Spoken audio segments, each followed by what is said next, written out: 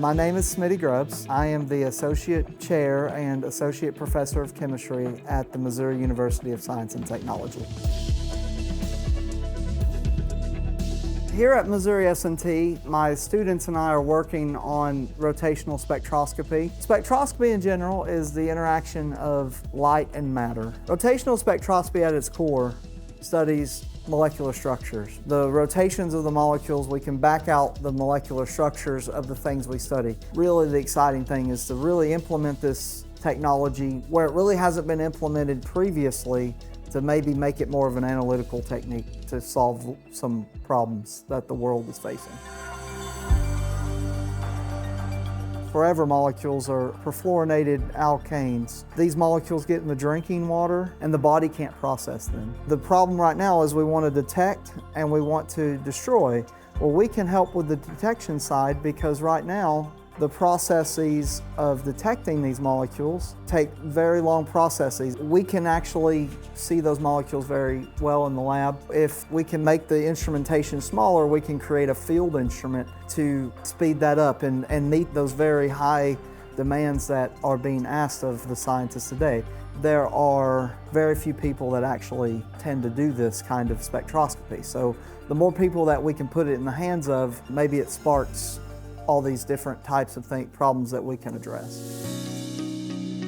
Everything in my lab is driven by something that has Tektronix logo on it. And so without Tektronix, there wouldn't be these instruments. Some things we use in the instruments themselves, and then some of them we use in diagnostic purposes of the instrumentation. Maybe we need to find an electrical signal that we're trying to trace for a trigger or something like that. So the research we do here requires very highly accurate, precise equipment, especially on the generation of the microwaves and the detection of the microwaves, which is what we have the ARBs and the oscilloscopes for. Everything is clocked off the arbitrary waveform generators. We use 3 of the Tektronix arbitrary waveform generators that are 70,000 models. We sync them together. It's very, very important to the experiment. They have really rock-steady internal clocks, and luckily that is a feature of the 70,000 ARBs. They're very highly precise, very accurate, and they can pick up very weak signals. On the high-end ones, we use 70,000 Tektronix series oscilloscopes. They have fast frame technology. We can use that technology to average things faster and get faster feed-throughs. I've always been taken care of very well by their customer service rep, particularly one individual, his name's John Gamper. He's really taken care of me as far as always understanding what I need, also trying to do that at the best possible price point. I've really appreciated that. This stuff is very expensive equipment, and the last thing I need is a $100,000 paperweight. Tektronix and their customer service team are very good about telling me what I need, especially John. He's like, I don't think, do you really need this? You've needed this before, do you need this now? He's really good about catching those small little things. Every time I bought a piece of equipment from Tektronix, it's worked out well. I've never had any issues with it not working.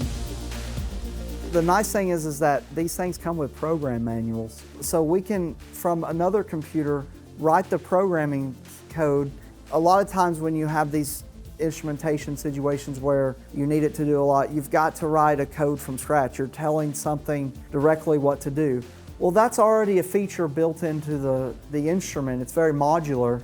Things like fast frame and the programming ease and stuff like that make it really easy for people who don't have necessarily top-end programming skills, because the more user-friendly these things are, the more accessible they become. That's one of the reasons we built the big instrument in 325, is to make that accessible to the entire world. The idea is for it to have programming where people can remotely access it. They send us their samples, we upload them, and then they control it from a different part of the globe even while we're possibly asleep. So without the capabilities of being able to program these instruments, this would not be possible. These experiments Compared to the old way of doing rotational spectroscopy, over the same bandwidth, it would take us multiple months. We can collect all the spectra we need in basically a day. Rotational spectroscopy really holds the key to addressing a lot of today's challenges, like identifying different molecules in space or space exploration,